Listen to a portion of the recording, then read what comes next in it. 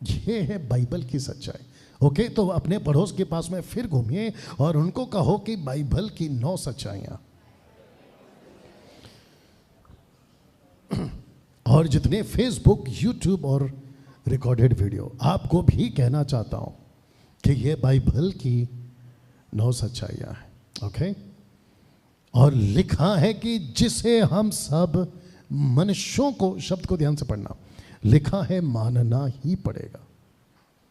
आज फेसबुक पे जब रात को इसको अपलोड किया था तो फेसबुक पे कमेंट्स आते हैं। तो एक ने पूछा ऐसे क्यों, ये वाला लाइन को पढ़ के कि मानना ही पड़ेगा, तो वो नीचे लिखता है कि ऐसे क्यों। तो मैं सीधा गया उसके पेज पे, प्रोफाइल पे, और जाके देखा और देखते ही पता चल गया कि यह आदमी बाहर का है। आप समझ गए? तो मैंने सोचा कि इसका ऐसा पूछना वाजिब है, और ऐसा हो सकता है कि अभी यहाँ पर जो देख रहे हैं ऑनलाइन, वो भी पूछ सकते हैं खुद से या मुझसे, या सवाल उठा सकते हैं ऐसा क्यों। अगर यहाँ पे कोई बैठा है और ये प्रश्न पूछ रहा है ऐसा क्यों, तो मैं आपको बता दूं, जिसके पास तुम एक दिन खड़े रहोगे, ये उसका स्टेटमेंट है कि बाइबल की 9 सच्चाइयां, जिसको कहते हैं कि मनुष्यों को मानना ही पड़ेगा। एक बात और क्लियर कर दूं कि जो इस वक्त आपसे बात कर रहा है, ये शर्ट वाला, ये क्रिश्चियन नहीं है, और साथ ही साथ मैं किसी प्रकार का कोई चर्च का पास्टर, फादर नहीं हूं, और ना ही मैं यहां खड़ा होकर किसी क्रिश्चियनिटी को रिप्रेजेंट कर रहा हूं। मैं यीशु के राज्य को रिप्रेजेंट कर रहा हूं। बस ये बात है। तो जिसको भी लगता है कि डैनियल राज, क्योंकि आजकल लोग बात करते हैं, डैनियल राज आप यीशु की बात इसलिए कर रहे हो क्योंकि आप क्रिश्चियन हो। पहली बात आपको बता दूं, मैं क्रिश्चियन नहीं, और जो यहाँ पे बैठे हैं आपको भी शायद नहीं पता है कि आप भी क्रिश्चियन नहीं हैं। हाँ, आप फिर कहोगे कि फिर हम लोग जो ये लेबल है क्रिश्चियन का वो क्यों, और बाइबल में जो शब्द है क्रिश्चियन ये क्यों आया, अंताकिया में ये शब्द क्यों आया। अगर मैं गलत नहीं हूं तो वही होगा। तो उस वक्त की क्रिश्चियनिटी का जो शब्द है वो अलग था, और आज की जो क्रिश्चियनिटी का शब्द है वो अलग है। उस वक्त के जो क्रिश्चियंस होते थे वो यीशु के पीछे चलने वाले होते थे, और जो आज के क्रिश्चियंस हैं वो धर्म के पीछे चलने वाले हैं। और जिसको कहते हैं रिलीजन, और कुछ 6 से 7 मेजर रिलीजन्स हैं जिसमें एक आता है क्रिश्चियन। तो हम वो क्रिश्चियन नहीं है, हम वो क्रिश्चियन है, अगर बोलना है तो हम वो क्रिश्चियन है जो पहली सदी में यीशु के पीछे लोग चलते थे। तो जब मैं यीशु की बात कर रहा हूं तो मैं चर्च का फादर या पास्टर नहीं हूं। और आजकल तो मैंने अपने नाम के आगे या पहले पास्टर डालना बंद कर दिया, क्योंकि मैं नाम पे नहीं, मैं काम पे विश्वास करता हूं, जो कि मैं कर रहा हूं। यहां तक ठीक। तो फिर से आते हैं कि जिसे हम सब मनुष्यों को, एक साथ बोल दो, मानना पड़ेगा। जिसका शब्द लिखा है कि मानना ही पड़ेगा, आपको पसंद हो या ना हो। देखिए क्या करूं, कुछ चीज़ें आपके लिए बेस बना देता हूं। कुछ चीज़ें है ना प्रोटोकॉल होती है, कुछ चीज़ें ऐसी होती है जिसको कहते हैं प्रोटोकॉल, आपको करना ही होगा। जैसे कि सिर्फ पूछो, जैसे कि आपके पैसे को अगर बैंक में रखना है तो आपको वो प्रोटोकॉल फॉलो करना है। देखिए एक ऐसा होता है ना, एक ऐसा होता है। अच्छा, कुछ लोग है ना, अभी मेरे को यहां से ये चश्मा मैंने चेंज किया आज, तो मेरे को कुछ ज़्यादा ही साफ दिख रहा है आज सबका। अगर आपका टेक ऑफ हो रहा है तो आपके पास पानी होगा, और अगर नहीं है तो हम बोलेंगे मुंह पे मार के आओ। तो वापस आ रहे हैं। कुछ प्रोटोकॉल्स होते हैं, जैसे आपका पैसा अगर बैंक में रखना है, दूसरा आपके बच्चों को अगर स्कूल में डालना है तो उसके एक प्रोटोकॉल्स होते हैं। अगर आपको कहीं पे नौकरी करना है तो उसके कुछ प्रोटोकॉल्स होते हैं। वैसे ही चर्च के भी कुछ प्रोटोकॉल्स हैं जिसके चलते आपको मानना ही पड़ेगा। जब मैं बात कर रहा हूं तो मनुष्य का भी कुछ प्रोटोकॉल्स है, आपको उसको लेके ही चलना होगा। तो जिसको हम कहते हैं कि यीशु की जो बाइबल की 9 सच्चाइयां हैं उसको आपको मानना ही पड़ेगा। सब लोग तैयार? और इसमें कोई दो राय नहीं है, इसमें कोई फेरबदल नहीं। हर व्यक्ति पैदा होता है, सब लोग एक बार करो। ओके, मैं जब 3 बोलूंगा ना तो ऐसे ऐसे करना, 1 2 3। वाह कितना अच्छा लग रहा है। देखो ऐसा लग रहा है कि वो जो गुड़िया होता है ना गाड़ी में जब जब चलता है ऐसा ऐसा क्या बोल रहा था मैं? हाँ, जब आदमी पैदा होता है वो मरता है। ऑफ कोर्स, धीरज नहीं मरता है। अच्छा अच्छा, तू हिलता है तो भी नहीं पता चलता क्योंकि तेरे बाल ऐसे हैं। वापस आते हैं, आदमी पैदा होता है। वेरी गुड भाई साहब, राइट। क्या वही आदमी मरता है? ये सिस्टम है।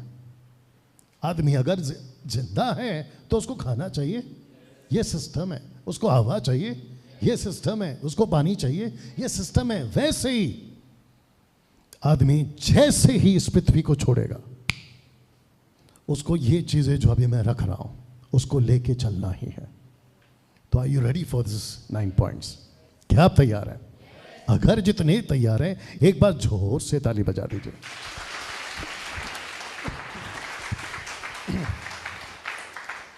तो सबसे पहला ये है जिसको हर मनुष्य को मानना ही होगा कि परमेश्वर, एक साथ बोल दो जोर से, परमेश्वर है। परमेश्वर है। कुछ मूर्ख कहते हैं कि परमेश्वर नहीं है, लेकिन सच्चाई यह है, और वो भी बाइबल की 9 सच्चाई में से सबसे पहला यह है कि एक परमेश्वर है। कुछ लोग, ओके, इसको अलग तरीके से रख देता हूं पहले, नहीं तो दिमाग से स्किप हो जाएगा। आज सबसे बड़ा सवाल आपको सिर्फ पूछना है, कौन सा? मैं बताऊंगा कौन सा। एक सेकंड। आज सबसे बड़ा सवाल है, पूछो कौन सा? परमेश्वर कौन है? अच्छी बात है, थैंक यू। अच्छा, इसने ऐसा करा तो मैंने को बोला कि खत्म करो। इसका 5 नहीं देखा मैंने, इसका मैंने ये देखा। ओके, कौन सा? आज सबसे बड़ा सवाल है कौन सा? कि परमेश्वर कौन है। आपने कहा डैनियल भाई कि परमेश्वर जोर से है, लेकिन सवाल उठता है परमेश्वर कौन सा है? तो सबकी अपनी अपनी थियरी है, सबके अपने अपने रास्ते हैं। एक कहता है कि सबका मिलाकर, सबका मिलाकर एक, सबका मिलाकर एक कैसे पॉसिबल है? ये मेरे को नहीं आ रहा था, किसी और को आ रहा था। नहीं तो बोलेंगे डैनियल भाई बात करते करते नींद कर रहे थे, मतलब उबासी ले रहे थे। ये भाई साहब की हरकत कर रहा था मैं। प्रश्न उठता है कि कौन सा, वो कौन सा परमेश्वर है? तो सबकी अपनी अपनी थियरी है, और सबसे मेजर कौन सा है? सबका मिलाकर एक है। ऐसे जाओ, ऐसे जाओ, ऐसे जाओ या ऐसे जाओ, सब एक है। जाके बता, ऐसे भी जा, ऐसे भी जा, ऐसे भी। अगर सबका मिलाकर एक है तो तू फिर अपने वाले को इतना लेकर क्यों नाचता है और उसके चक्कर में दूसरे का कत्ल करता है? कोई लॉजिक, कोई कनेक्शन? बिल्कुल नहीं। तो फिर प्रश्न उठता है कि अगर परमेश्वर है, पहली बात तो यह मानो कि परमेश्वर है, परमेश्वर है।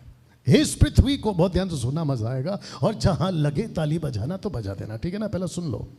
इस पृथ्वी पर आपको मानना ही पड़ेगा कि परमेश्वर है, और उस परमेश्वर ने इस प्लैनेट को किसी के भरोसे नहीं छोड़ा, अपने भरोसे छोड़ा। बस बस ऐसी सुस्त ताली खुद रख लो, हमको नहीं चाहिए। हाँ, ये होता है।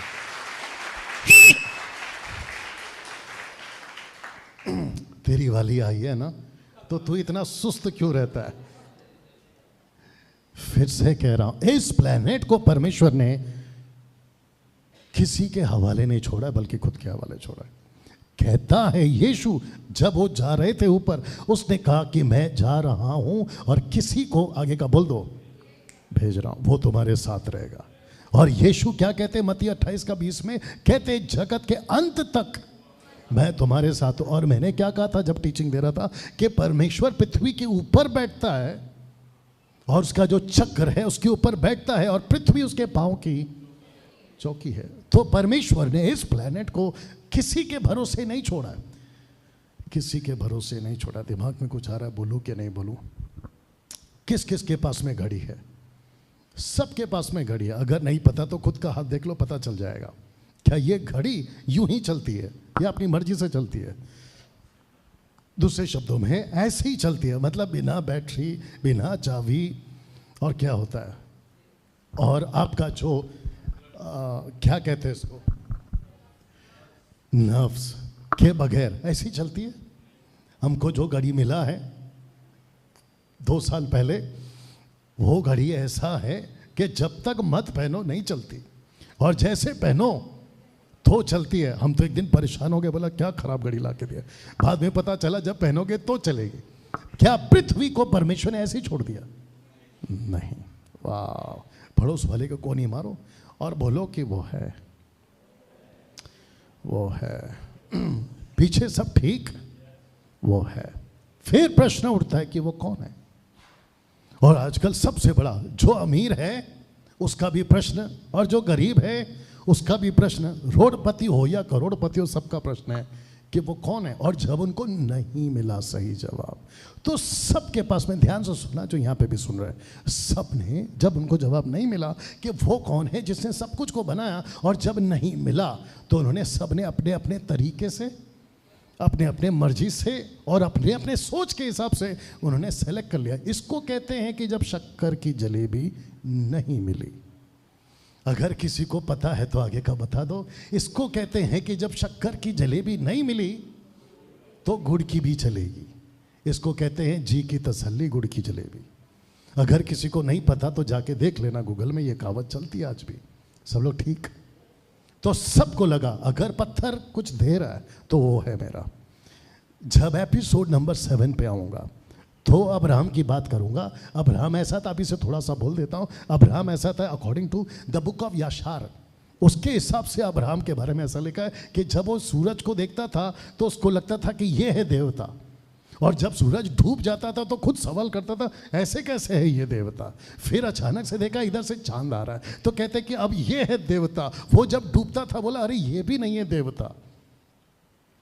और ऐसा व्यक्ति बाद में कंक्लूजन में आया और उसने खुद को पूछा कि सच्चा परमेश्वर कौन है। तो उसने 40 साल कितना नूहा के साथ वक्त बिताया और नूहा ने बताया कि सच्चा परमेश्वर कौन है। क्या बात है, वाह। हाँ, यहाँ बजनी चाहिए।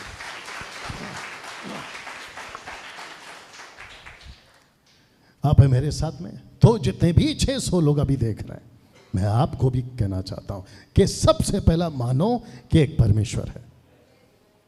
आपको पसंद आए या ना आए, लेकिन एक परमेश्वर है। प्रश्न उठता है कि वो कौन है? वो जीसस क्राइस्ट। वो परमेश्वर कभी नहीं हो सकता जो तुमने खुद बनाए। वो परमेश्वर जरूर हो सकता है जिसने तुमको बनाया। ओ सही।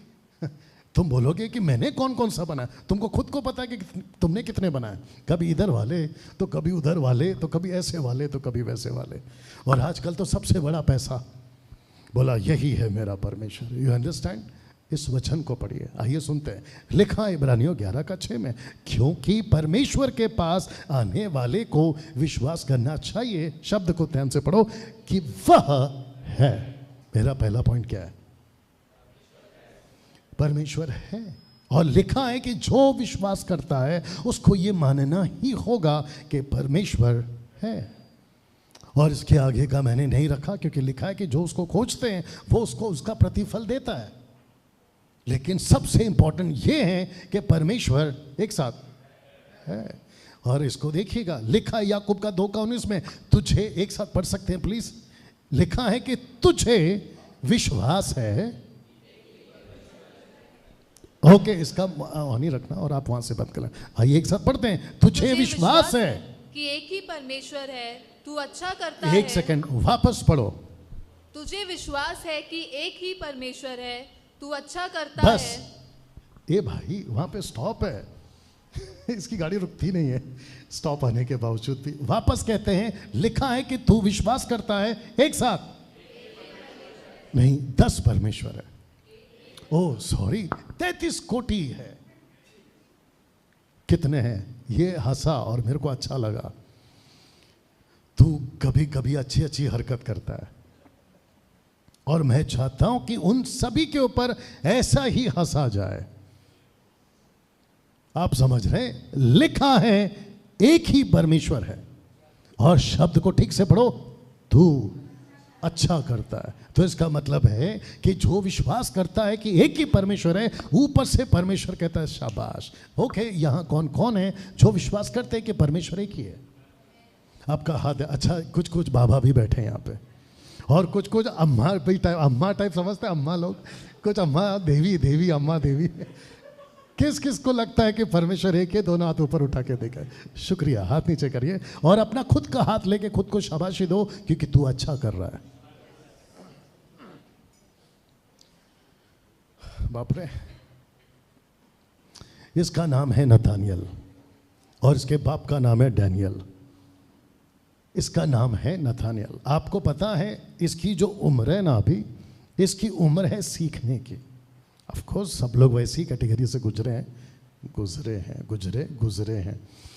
इसकी उम्र है अभी सीखने की। बाहर एक लाल डब्बा है, ये उसको सीखता है कभी कभी, ये सीख के बैठी है, ये उसको सीखता है कभी कभी। किस किस के पास में, तेरे पास नहीं होगा शायद, किस किस के पास में मोबाइल है?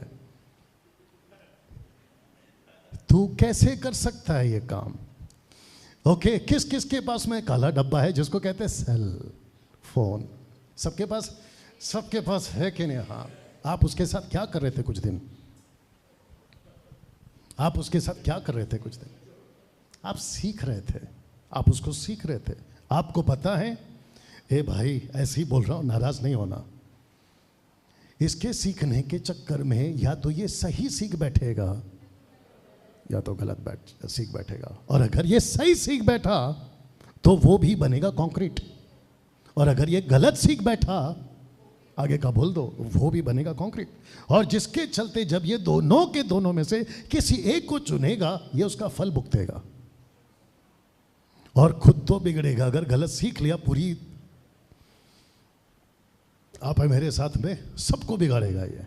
लेकिन अगर ये खुद सही सीख गया, थोड़ा पीछे जाओ आपके पूर्वजों के पास, इस पॉइंट के हिसाब से किसने क्या सीखा और आपको क्या सिखाया।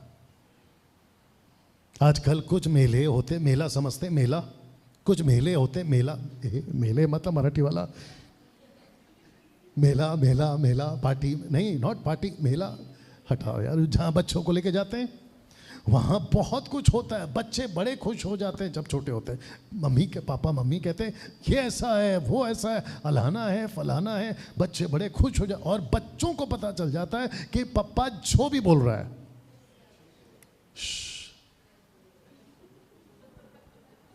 हद करते हो साहब आप भी।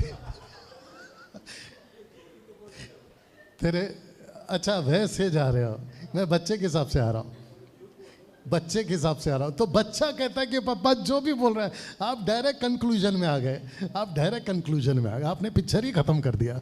बोला झंझट हटता। बच्चे के हिसाब से पापा जो भी सिखा रहा है, अब आया लाइन में, जबकि वो ये हुआ लाइन। कितने लोग समझ रहे हैं?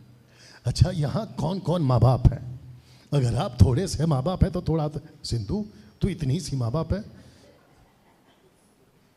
हम सब के सब माँ बाप हैं, राइट ब्रदर? और बच्चों को, आपका वाला जो बच्चा अभी वचन पढ़ा, आप उसको जैसा सिखाओगे वो वैसा सीखेगा। अच्छा, कुछ लोग सोच रहे होंगे कि डैनियल भाई आप टोटल 9 सच्चाई बताने वाले हो, आपने अभी तक एक ही बताया और 9 बजने वाले हैं, बाकी कब बताओगे? आपको किसने कहा कि सभा अभी थोड़ी देर में खत्म होगी? आप मेरे साथ में, बच्चे को आप जो भी सिखाओगे वो बाप की वजह से कहेगा पापा सही सिखा रहा है, और बच्चा वैसे ही आगे बढ़ता है। बट एक साथ बोलो, बट आज के बच्चे अलग हैं, बच्चे सवाल करने लगे हैं। बच्चे जब सवाल करते हैं ना, तो ये अच्छी बात है, क्योंकि नहीं पता कि बाप क्या सिखा रहा है। और जो मेरा बाप मेरे को सिखाता था, हमने कभी नहीं पूछा, क्योंकि उस वक्त में हम जैसे लोग नहीं होते थे। और मैं तो चाहता हूं कि जितने 500, 600, 650 जो भी देख रहे हैं, इनको भी कहना चाहता हूं, सवाल उठाओ, बाप से पूछो। अगर ये मट्टी का पुतला, ये प्लास्टिक का टुकड़ा, या ये जो भी है, अगर ऐसा है तो क्यों? क्योंकि नॉलेज बढ़ रहा है। एक पिक्चर का जिक्र हो रहा है आजकल कुछ 6-7 महीनों से। उस पिक्चर का नाम है केरला। केरला केरला केरला केरला। उसके अंदर एक मुस्लिम औरत, नॉट औरत, लड़की, एक क्रिश्चियन लड़की और 2 हिंदू लड़की। और वो पिक्चर बहुत सेंसेशनल हो गया था अपने भारत में। उसको लेके बहुत पंगे हो गए थे, मुस्लिम के, हिंदू के, बहुत ज़्यादा हो गए थे। तो वो जो मुस्लिम लड़की है वो 2 हिंदुओं को पहला ब्रेन वॉश करती है। जब वो क्रिश्चियन के पास आती है तो वो क्रिश्चियन को कोशिश करती है लेकिन ब्रेन वॉश नहीं कर पाती है। बट वो एक डायलॉग मारती है। कौन? वो मुस्लिम लड़की कहती है कि अगर तेरा जीसस अगर क्रूस पे मर रहा है और वो खुद को नहीं बचा सकता तो हमको क्या बचाएगा? अरे बाप रे, इसको क्या कहते हैं? उस लड़की को क्या नहीं मिला? मुस्लिम लड़की को, एक साथ बोलो, सही एजुकेशन। और ऐसे जितने भी अभी देख रहे हैं जो कहते हैं कि यीशु जो 3 किले में खुद को नहीं बचा सका वो हमको क्या बताएगा? तो इसका मतलब है कि उसकी एजुकेशन उसको ठीक से नहीं दी गई है। तो वो जो लड़की, जिसमें से 2 हिंदू में से एक हिंदू लड़की, जब अपने बाप के पास जाती है तो वो बाप को डांटती है, कहते कि पप्पा आपकी गलती से मैं बिगड़ी हूँ। बोला वो कैसे? बोला आपने हमको बचपन से अगर ठीक से सिखाया होता। बाप रे। तो इसके वजह से कहा कि बच्चे अभी सीख रहे हैं और अगर सीखते वक्त में, मैं यहाँ जितने भी यूथ बैठे हैं उनको भी कहना चाहता हूँ कि सिंपली चर्च में मत आओ। मैं चर्च का मतलब क्रिश्चियन चर्च की बात नहीं कर रहा हूँ, मैं यीशु की कलीसिया की बात कर रहा हूँ। यूं ही चर्च मत आओ। ये स्टेटमेंट बोलने के बाद पता चला कि अगले हफ्ते से पूरा आधा चर्च खाली है। मैं उसके बावजूद बोलूंगा क्योंकि हमको भीड़ नहीं चाहिए, हमको भेड़े चाहिए। वापस कह रहा हूं कि यूं ही चर्च मत आओ। अगर आप चर्च आ रहे हैं, पिछली बार कौन सा दिन था वो, 26 जनवरी या फिर उसके बाद में, मैंने कम से कम यहाँ पे टीचिंग दी थी 39 बुक्स की। तो डेबू ने आकर मुझे एक शब्द बोला टीचिंग बहुत अच्छा था लेकिन नए लोगों को नहीं समझ आया होगा, ऐसा कुछ आपका शब्द था। You understand? तो वो जो नए लोग हैं, अगर आपको नहीं समझ में आ रहा है, मैं चाहता हूं समझो, क्योंकि ऐसा कोई चीज नहीं है कि लड्डू की तरह आपको समझ आ जाए। आपको मेहनत करनी है। आप नहीं समझ रहे हो। रास्ता जब नहीं मिलता है, आप रास्ता भटक गए, आप क्या करते हैं? जल्दी बोलो, जोर से। आप पूछते हैं और कब तक पूछते हैं? जब तक आप अपनी मंजिल पे नहीं पहुंचते। तो वैसे ही अगर आपको बाइबल की बात नहीं समझ आ रही है, पूछो। आपको यीशु नहीं समझ आ रहा है, पूछो। आपका जो भी रिलीजन है, अगर उसमें नहीं समझ आ रहा है, किसी अच्छे को पकड़ो और पूछो। कम ऑन, यस और नो। और जब जैसा ठीक लगे, हम किसी को जबरदस्ती नहीं करते। को 4-5 साल से तो हम वैसे ही जबरदस्ती नहीं कर रहे। जिसको लगता है आओ और जिसको नहीं लगता है मत आओ। क्योंकि जब मैं लास्ट का कुछ पॉइंट्स रखूंगा तब हो जाएगा दूध का दूध, पानी का पानी। पड़ोस वाले को मारो कोनी और उसको पूछो बात समझ में आ रही? कहानी गया ऊपर से। लिखा है कि तू अच्छा करता है ना। क्या आपने इसका सेकंड पार्ट पढ़ा? आइए पढ़ते हैं जी, सबका फोकस, आइए सुनते हैं। दुष्ट आत्मा भी विश्वास रखते। एक सेकंड, यहां लिखा है कि दुष्ट आत्मा भी, शब्द पे ध्यान दो, भी। ऐसा नहीं लिखा है कि दुष्ट आत्मा, बस लिखा है दुष्ट आत्मा भी। इसका मतलब है ये दुष्ट आत्मा कौन है? इंग्लिश ट्रांसलेशन, जब मैंने आपसे फोन मंगाया था तो मैं ग्रीक चेक कर रहा था। वहां पे लिखा है कि जो दुष्ट आत्मा है और जो लूसीफर और जो सेटन्स या जो डेविल्स हैं जो नीचे गिरते हैं, उनको कहा गया है। यहां पे उनको तक को पता है कि सच्चा परमेश्वर कौन है। आप नहीं समझे अभी तक। लूसीफर को पता है कि सच्चा परमेश्वर कौन है। दुष्ट आत्माओं को पता है कि सच्चा परमेश्वर कौन है। तो किसको नहीं पता कि सच्चा परमेश्वर कौन है? इंसानों को। और फिर कहता है ऊपर का लाइन, अगर तुझे विश्वास है कि यही परमेश्वर है, तू अच्छा करता है। अभी तक एक ही पॉइंट चल रहा है और एक बोल देता हूं। आप लोग सबसे पहला खुद को बोलो कि मैं धन्य हूं। अपनी तरफ उंगली करके खुद को बोल दो कि मैं धन्य हूं, जैसे मैं खुद को कह रहा हूं कि मैं धन्य हूं। एक साथ पूछो क्यों? आपकी आंखें खुल गई।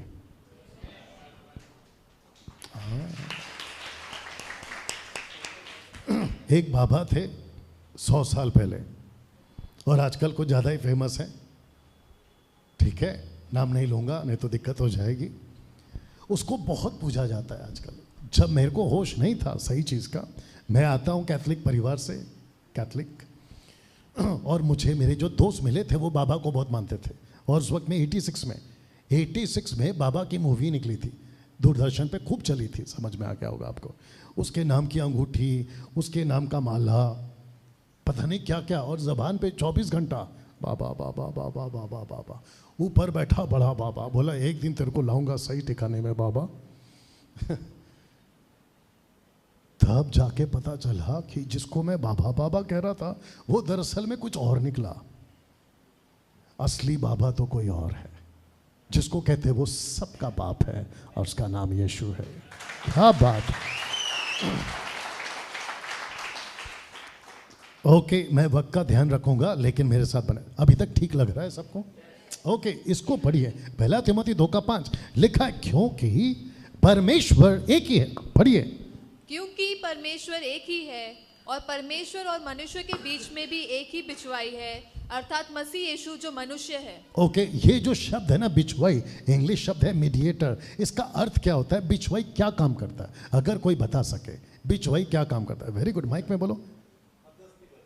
ओके, आप बोलो, माइक में बोलो, माइक में बोलो। अरे कुछ नहीं, सबको पता है कि तू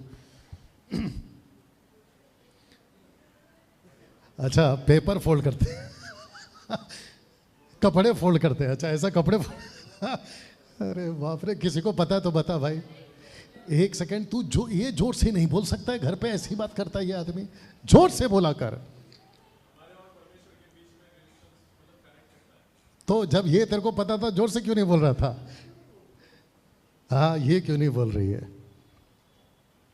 तू जब आगे बैठता है ना तो अच्छी अच्छी बातें करता है। एक साथ सब लोग ध्यान से सुनो। यीशु को दो लोगों के बीच में बिचवाई बोला, मीडिएटर। वो दो लोग कौन है?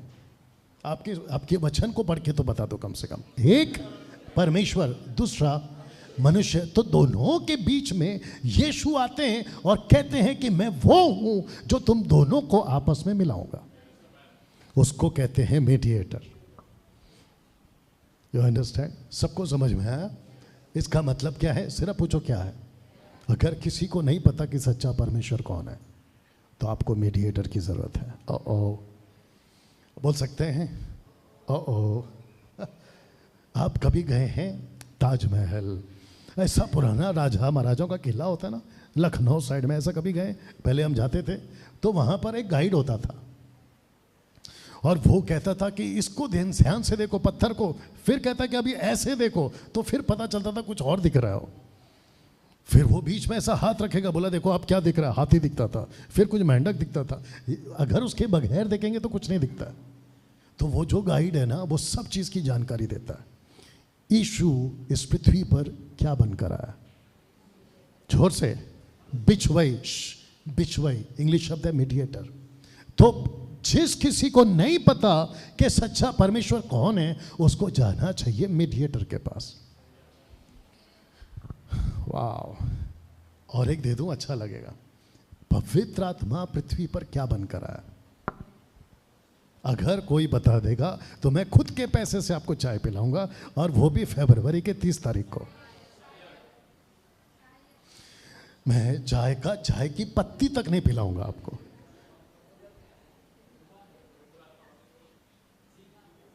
अच्छा, आपको शक्कर तक नहीं पिलाऊंगा।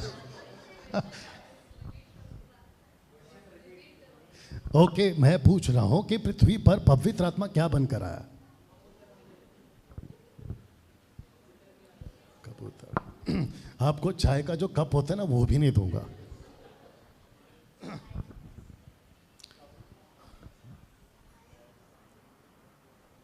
इंग्लिश में सरकारी वकील को क्या कहते हैं? मैं शब्द ढूंढ रहा हूं। इंग्लिश में सरकारी वकील को क्या कहते हैं? Prosecutor, not lawyer, prosecutor. शब्द ठीक से दो, प्रोसिक्यूटर क्या बोलते हैं उसको, जिसको कहते हैं सरकारी वकील। और आपको रेफरेंस चाहिए, आपको पढ़ना होगा, जो कि अभी नहीं, और जो यह वाले आप लोग ले लो, यूहन्ना की किताब उसका 16 का 8 लिखा है कि पृथ्वी पर पवित्र आत्मा को भेजा गया है निरुत्तर, कन्विक्ट करने के लिए। प्रोसिक्यूटर क्या करता है? सरकारी वकील मुजरिम को जब खड़ा करता है तो जज को क्या करता है इसके खिलाफ? वो कन्विक्ट करता है कि ये गुनहगार है। ओ तो वकील का काम है, प्रोसिक्यूटर का काम है कि जज और मुजरिम के बीच में सही फैसला करना। और यीशु क्या बनकर आए? मीडिएटर कि सच्चा परमेश्वर कौन है। अगर जिस किसी ने भी, ध्यान से सुनना और आप लोग भी सुनना, अगर जिस किसी ने भी यीशु के आने के बावजूद भी अगर सच्चे परमेश्वर को नहीं पहचाना, तो जो सुप्रीम जज है यानी पिता, उसके सामने आपको गुनहगार कौन बनाएगा? पवित्र आत्मा। क्योंकि पवित्र आत्मा पृथ्वी पर आया प्रोसिक्यूटर बनकर, यानी कि सरकारी वकील बनकर। कैसा लगा? क्या इस बात को आप जानते थे? वाह। तो लिखा है, कंप्लीट करो, लिखा है क्योंकि परमेश्वर एक ही है और परमेश्वर और मनुष्य के बीच में भी एक ही बिचवाई है, अर्थात मसीह यीशु जो मनुष्य है। जो मनुष्य है। तो कुछ लोग कहते हैं कि अगर यीशु परमेश्वर है तो फिर वो मनुष्य क्यों बना? क्योंकि वो बिचवाई करने आया था। यीशु क्रूस पे क्यों मरा? क्योंकि वो बिचवाई करने आया था। जो रास्ता टूट गया था उसको जोड़ने आया। पड़ोस वाले को नहीं मारो और उसको पूछो, बात समझ में आई?